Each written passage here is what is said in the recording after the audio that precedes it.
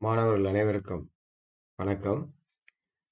இப்போ நம்ம +2ல next exam அக்கௌண்டன்சிக்கு தேவையான அனைத்து தியரி கொஸ்டின்ஸ், ப்ராப்ளம்ஸ் எல்லாம் பார்க்க போகிறோம்.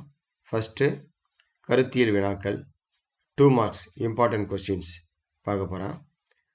இதை மாணவர்கள் நன்கு படித்து தேர்வுக்கு செல்ல வேண்டியது. ஃபஸ்ட்டு கொஸ்டின், முழுமை பெறாத பதிவேடுகள் என்றால் என்ன? நிலை அறிக்கை என்றால் என்ன? இரட்டை பதிவு முறை பின்பற்றப்படாத போது சிறிய அளவிலான தனியார் வணிகர் பொதுவாக பராமரித்து வரும் கணக்குகளை தருக. லாப நோக்கமற்ற அமைப்பின் பொருள் தரவும். பெறுதல்கள் மற்றும் செலுத்தல்கள் கணக்கு என்றால் என்ன? உயில் கொடை என்றால் என்ன? லாப நோக்கமற்ற அமைப்பின் வருவாயின வரவுகளில் ஏதேனும் 4 தரவும். கூட்டாண்மை வரைவிலக்கணம் தரவும். கூட்டாண்மை ஒப்பாவனம் என்றால் என்ன? நிலை முதல் முறை என்றால் என்ன? வாங்கப்பட்ட நற்பெயர் என்றால் என்ன? கூட்டாளி ஒருவருக்கு முதல் மீது வட்டி அனுமதிக்க மேற்கொள்ள வேண்டிய குறிப்பேட்டு பதிவு என்ன? லாப நட்ட பகிர்வு கணக்கு ஏன் தயாரிக்கப்பட வேண்டும்?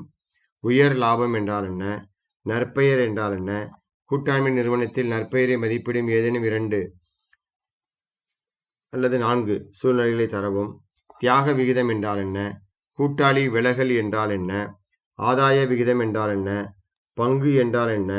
மிக ஒப்பம் என்றால் என்ன? அழைப்பு நிலுவை என்றால் என்ன? பத்திர முனைவு கணக்கு பற்றி சிறுகுறிப்பு வரையவும். பங்குகள் ஏன் ஒருபிளப்பு செய்யப்படுகிறது? தானியங்கும் கணக்கியல் முறை என்றால் என்ன? கணக்கியல் அறிக்கைகள் என்றால் என்ன? நடைமுறை முதல் என்றால் என்ன? கணக்கியல் தகவல் அமைப்பு என்றால் என்ன? ஏதேனும் 5 கணக்கியல் அறிக்கைகளை கூறுக. டேலி ERP 9 குழு என்றால் என்ன?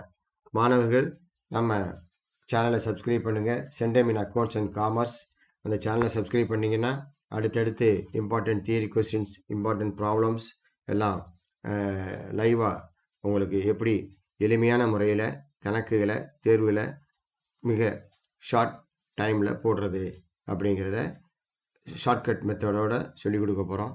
மாணவர்கள் அனைவரும் நம்ம சேனலை சப்ஸ்கிரைப் பண்ணுங்கள், பெல் ஐக்கானை கிளிக் பண்ணுங்கள், மற்ற ஃப்ரெண்ட்ஸுகளுக்கும் ஷேர் பண்ணுங்கள். உங்களை அடுத்த வீடியோவில் பார்க்குறேன். நன்றி, வணக்கம்.